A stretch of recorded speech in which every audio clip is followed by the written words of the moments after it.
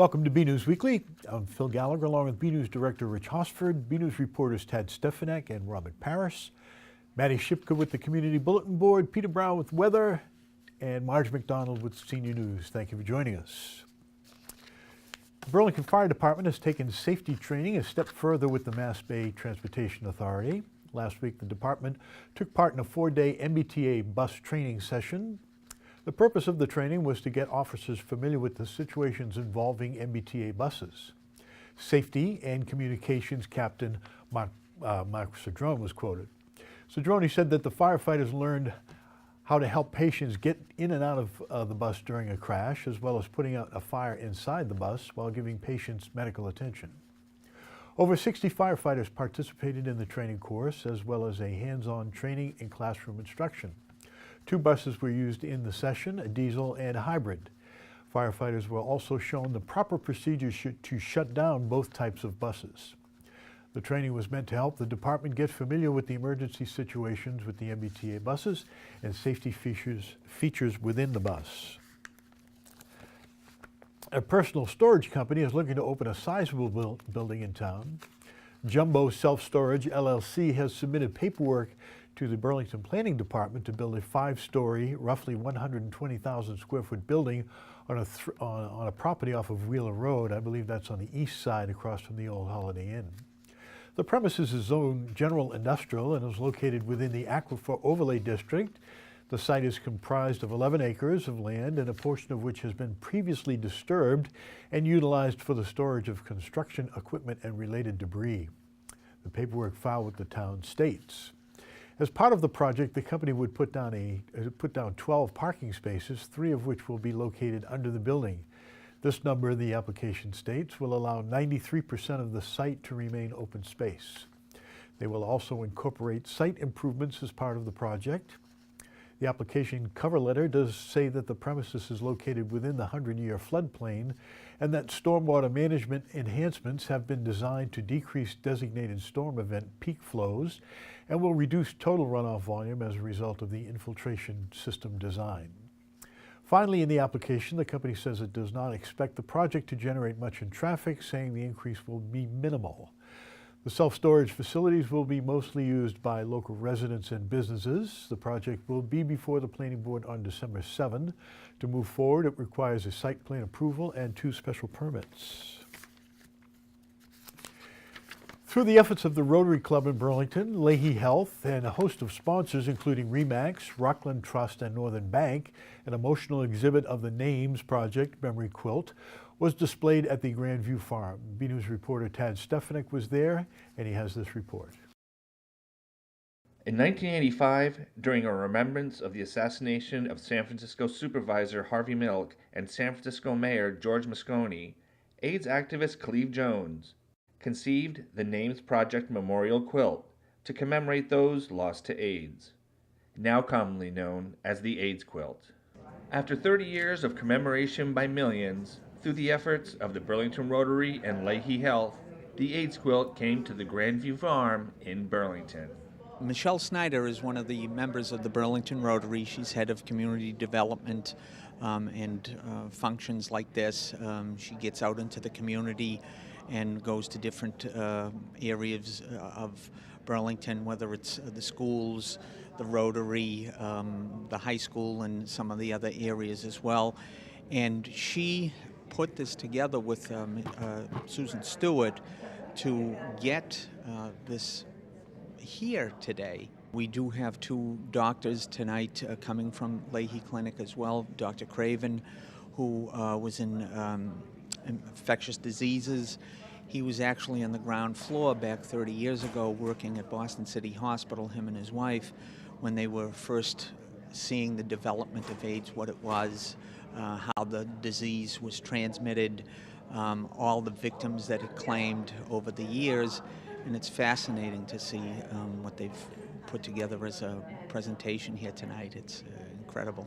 A woman was here because she had actually designed one of the quilts, and she had no idea where it was. It was back in 1990 for Ryan White. She came here, and this is actually her quilt that she made.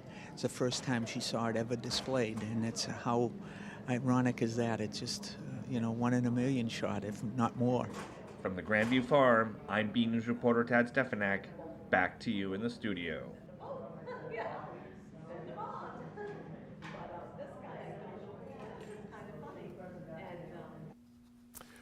A women's clothing store that had closed in 2014 is returning to Burlington. Coldwater Creek is holding a grand opening celebration in the Wayside Plaza on Saturday, November 11th. The event will run from 10 a.m. to 2 p.m. The Wilder Companies, owners of Wayside, said they are happy to welcome the retailer back to town. Company Vice President Gary Robinson said the move is a testimony to Coldwater Creek's confidence in this market and the location. Coldwater Creek was originally founded by Dennis and Ann Pence in northern Idaho as a direct mail business. The idea took off, and by 1990, millions of catalogs were being mailed to customers. The first retail store was opened in 1995. The company did big business for about another decade. However, in April of 2014, it declared bankruptcy and closed its retail stores. It was bought by a new company, Sycamore Partners, based in Hingham, in June of that year, and in November they launched a new Coldwater Creek as a catalog and online-only company. The new Burlington store is the first retail location of the new company, and its owners say they are excited to be back up and running in town. Coldwater Creek is a specialty retailer of unique, hard-to-find women's clothing and accessories. Relay for Life held their very first Pole for a Cure fundraiser event where participants formed teams to see how quickly they could move a fire truck. BNews reporter Robert Parrish was there and has this look. Keep pulling. On Saturday, November 4th, the Burlington community came together for Relay for Life's first annual Pull for a Cure fundraiser at the Fox Hill Elementary School. The Pull for a Cure event was inspired by a member inside of the Burlington school system, who is also part of the group Distributive Education Clubs of America, or as they're also known as DECA. Well, it's a new thing with the American Cancer Society, who does the Pull for a Cure. And I partnered with DECA, Krista Anderson, who's the head of DECA at the high school, happened to bring it up to see if she wanted some young business people that she works with to kind of do event planning. And it just so happened that one of the high school teachers was diagnosed with breast cancer. So it drove the fundraising, they sold t-shirts, they created teams. They probably had 80 to 100 kids administration that's signed up and participated from the high school. Over $3,000 they donated just themselves and raised. It was fabulous. Board of Selectmen member and firefighter Mike Runyon was very cautious as he was keeping a close eye on the participants who were pulling the truck. Actually, it was pretty neat. In fact, you rode along with me once, and I think your viewers may see some footage from a driver's perspective. It was pretty easy. All I got to do was let off the brake, let those teams do the rest. My only concern, of course, is if somebody had, fallen down or something, or tripped or what have you. Certainly don't want anybody going underneath the truck. So I had to stay vigilant, of course, and be ready to step on the brake. But we had a great day. There were no incidents. Everybody had a great time. Others came out and showed their support as well, including the BHS administrative staff and the BHS hockey team. We have a teacher in the building, Mrs. Dowdy, who is battling cancer right now. So it was an opportunity for us to kind of get behind the cause and show that the whole school community is supporting her. So we sold some t-shirts and ribbons this week at school and coincided with this event. So administration, students, the phys ed and health department, some other teams of kids and teachers got together and put teams in to show that we support her and help raise money for a good cause. So, was it difficult pulling the truck? It's good. I'm a little out of breath. It was harder than it looks, but I think our time was respectable, 20 seconds just over that. So we're happy with it. We had fun, and it's for a good cause. So yeah, next year we'll get some bigger guys to help us pull. But yeah, it was great. It was actually harder than I thought. Great community effort. Yeah, I had a good time. I mean, Saturdays are for the boys, so we had to come out here and do that. Finally, participants in Relay for Life hope the fundraiser was a way for the community to come together and help support the fight for cancer. I just hope that people can kind of get behind good causes and have a good time, come out, raise some money, and it's a good community event. good opportunity for people to see each other in some social settings while also raising money for a good cause. So Again, just something different. We've been doing relay in town for 10, 11, I don't even know, 12 years. Something new, something different. Obviously they did it for this teacher, so they came together for that. But yeah, I mean, it's a community thing, it's a team building thing, it's a challenging thing. So something new, something different, something new to enjoy. And I also think that, we had so many different groups from different parts of the community, which was nice. It wasn't just the school. We had some families here. We had the American Legion. American Legion. They were huge. They drove up on their bikes. They made a great entrance. And they said that they're going to come back next year. So we're looking forward to reaching out to other people in town and spreading the word about it and getting them out here again next year. From Fox Hill Elementary School, I'm Robert Paris for BNEWS Weekly. Burlington's new state senator has gained a key position on a committee fighting addiction. State Senator Cindy Friedman, whose district includes Burlington, has been appointed Senate Chair of the Joint Committee on Mental Health, Substance Use, and Recovery. Friedman previously served as the Senate Chair of the Joint Committee on Public Service after she was sworn into the Senate in July, following a special election to succeed the late Senator Ken Donnelly.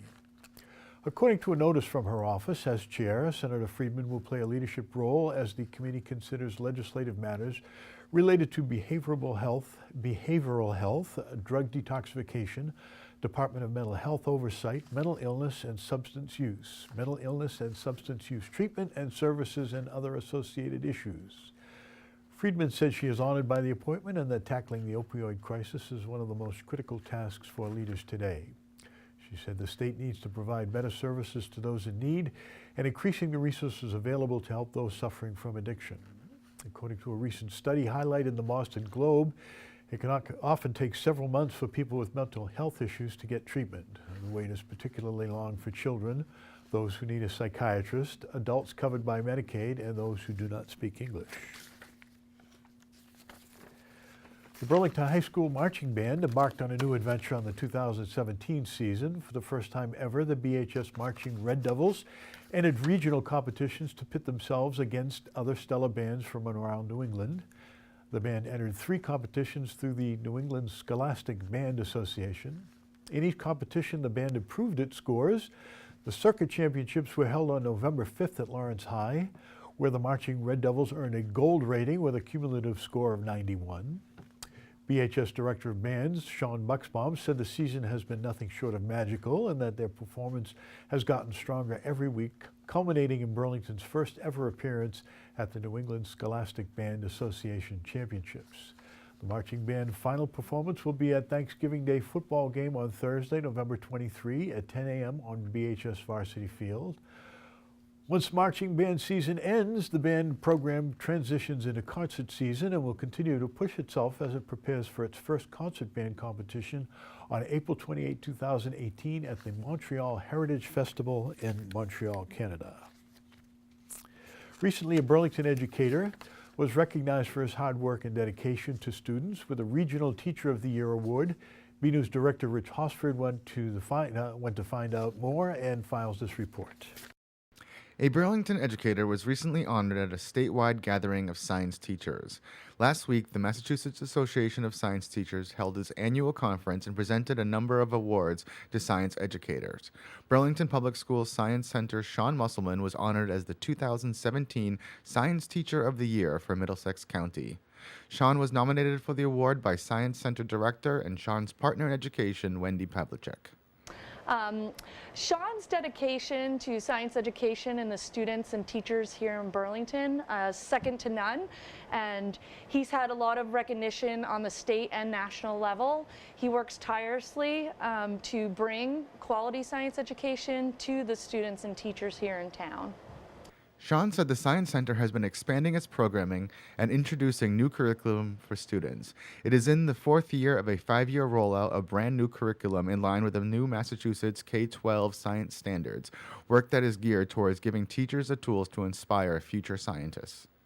Wendy Pavlicek and I have been working hard along with teachers at all of the elementary grade levels to design grade appropriate new lessons that engage kids in the natural phenomena, if they will, that they see in their world every day.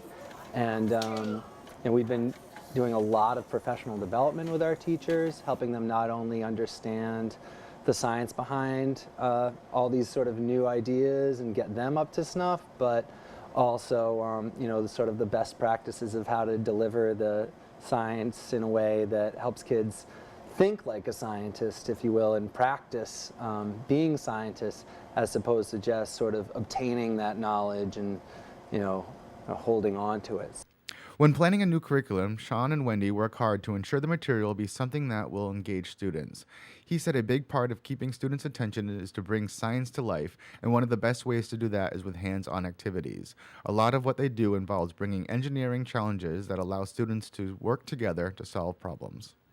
The kids are having a great time problem solving, collaborating with one another. Nothing that we really do in our curriculum is very independent. They're always working with other students, just like scientists and engineers do in a real workplace. It's a collaborative field in general, and so our kids are getting that, and they're engaging in these great engineering experiences. It really gets kids engaged because they're actually connecting what we're doing in the classroom with what they're seeing and experiencing outside in the real world. And I think that's always the hook that we aim for when we go out to plan a scientific curriculum and engaging lessons. As for the Teacher of the Year award, Sean says he gives a lot of credit to the school system, the administration, and especially the teachers. I largely see myself as a manager and coordinator and someone who's helping them get their feet wet and foot in the door, but it's really the teachers in our classrooms that are driving the work that I was acknowledged for.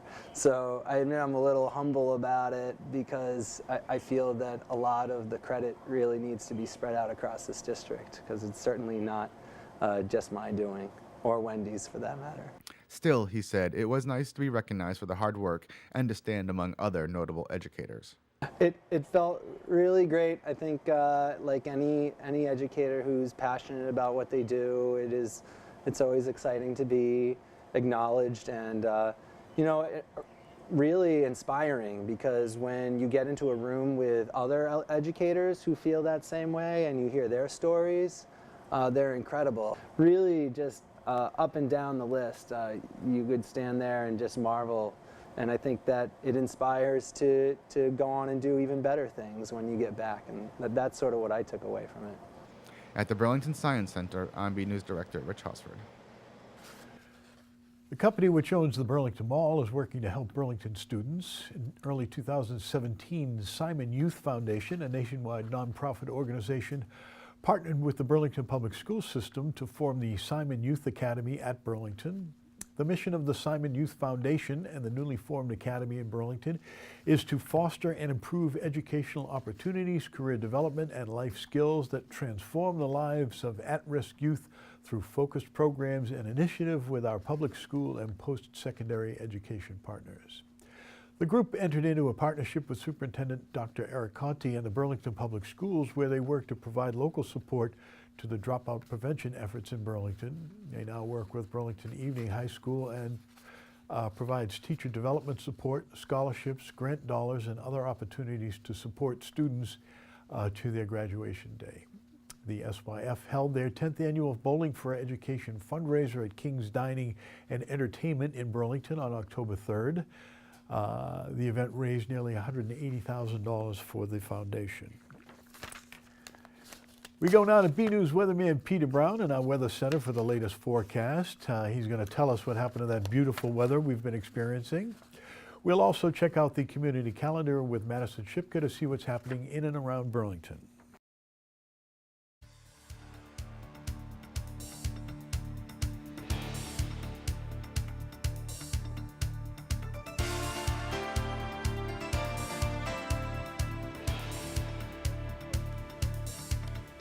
Well, hello everyone, and this is Peter Brown with a look at your weather for the next 7 days. Now, we're going to be starting off our period here much different than we've seen the past really couple of months. As you can notice here, starting at our Friday, no, this is not, you're not just seeing this. This is actually going to be happening. Our highs are only going to be in the low to mid 30s starting out on Friday. And our lows going into Saturday morning are going to be approaching these record lows that we're seeing here. It may actually be getting even a little bit colder than the record lows. So we're record-setting cold now after we had many, many weeks of nearly record-setting warmth getting through October. November is really starting to show its true colors. And in fact, not even feeling like the middle of November, feeling more like the middle of January. So winter has really come in fast here. As you can see here, as we get to the end of the period, getting in towards the middle of November, not too far from Thanksgiving now, we're going to see our average highs are supposed to be in the 40s. Now, we're going to be kind of close to those average highs when we get to the end of the period, but looking even further ahead, the models are saying we could see some even colder air than this going out into the 2-week time frame. And of course, the days keep getting shorter. We've turned the clocks back, and our sun is now setting before 4:30 in the afternoon. So winter has definitely come, and it's really come up on us fast, that's for sure. Now, as we move ahead, I'm going to show you a little bit about what's going to be going on with our weather for the next 7 days. And the biggest thing that you notice on here is this really big cold front we have here drawn out here over the eastern Atlantic. This is going to be pushing through on Friday morning and going to be moving off the coast pretty quickly. That's going to bring some really, really cold air along with this very strong high pressure center that's going to be coming down from central and northern Canada coming into our area. That's going to bring some very gusty winds, and actually on Friday, don't be surprised to see some maybe wind gusts between 50 and 60 miles an hour here in the Burlington area. That combined with temperatures that may be struggling to get above 30 during the day Friday, we may see some wind chills getting close to zero. So I know it's really hard to believe that we saw temperatures in the 70s and 80s only a few weeks ago, and now we're talking about just bone-chilling record cold coming in. Now, after this high starts to move off out of our area and out of the Burlington area as we get towards the middle of next week, we're going to see a weak little system coming towards our area. Now, this might bring us a little bit of some maybe mixed rain and snow showers as we head into late Sunday night going into Monday morning. And we're going to have to just keep an eye on that. Doesn't look like anything with really any high accumulations right now. But again, pretty weak system, so that'll be in and out of here pretty fast, bringing a little bit of maybe some milder weather with it as we get towards the middle of the week. But after that, there's going to be more sun and more cold heading our way. Now, on our next graphic, we actually have some good news. After we had all of that incredibly heavy rain with that powerful storm a couple of weeks ago, the drought that we were seeing showing up here in the Burlington area and most of southern New England and Massachusetts and especially has just about disappeared. There's only a small area, mostly over Essex County, that's seeing some abnormally dry ground. So that's good news for us at least. Looks like the drought has been taken care of a little bit, and that's going to be good news as we go into the winter and then heading in towards next spring. Now, as we move ahead, I'm going to show you a little bit about those temperatures and the weather again coming up for the next 7 days. And again, as you can see here, Friday and Saturday, absolutely wall-to-wall sunshine, but look at the temperatures. Again, Friday, highs in the low 30s, and this 34 may be a little bit generous. We may see some areas just north of the Burlington area getting towards southern New Hampshire that don't climb out of the upper 20s. So a real cold shot of air. Of course, if you have to be out on Saturday morning going to any of those Veterans Day ceremonies, please make sure you're bundled up. It is going to be absolutely frigid Saturday morning. Temperatures in the mid-teens, maybe even some single digits here and there. And of course, here we go on Sunday and Monday. We're going to see that weak system coming in into the Burlington area, bringing a little bit milder weather with the temperatures in the mid to upper 40s, but bringing again overnight into getting into Monday morning, we might see a little bit of some snow showers as we get towards the end of that storm system. After that, though, we have some fairly pleasant weather coming up, getting in towards the middle of next week. In fact, by the time we get to Wednesday into Thursday, look at this. We're going to see temperatures in the low to mid-50s again. And a chance of rain on Thursday. This is actually going to be the start of another big pattern shift for us here in the Burlington area. This is most likely going to be the leading edge of some very cold air coming down from the Arctic. So don't get too used to this 55 degrees. Looks like that's going to be the warmest that it's going to be for quite a while after we get by the end of next week. So everyone, stay warm out there, be bundled up, and have a great week.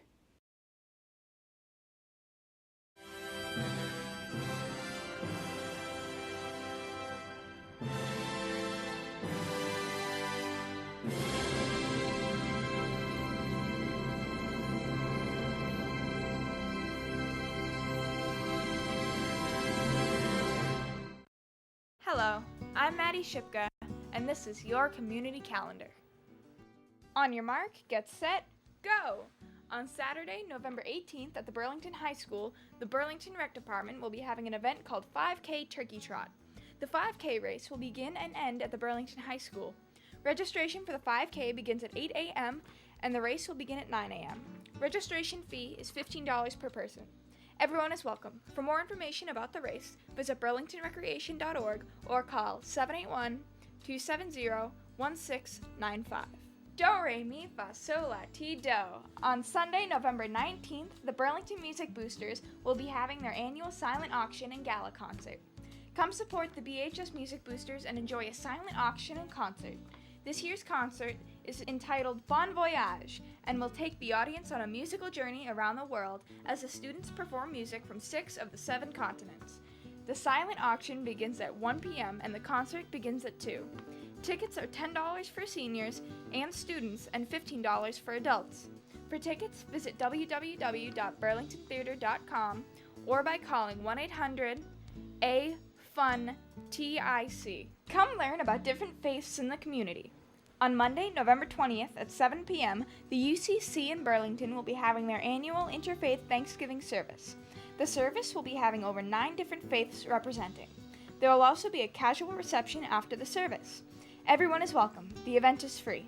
For more information on the Interfaith service, call 781-272-4547 or email uccburlington@gmail.com. I'm Maddie Shipka, and this has been your Community Calendar.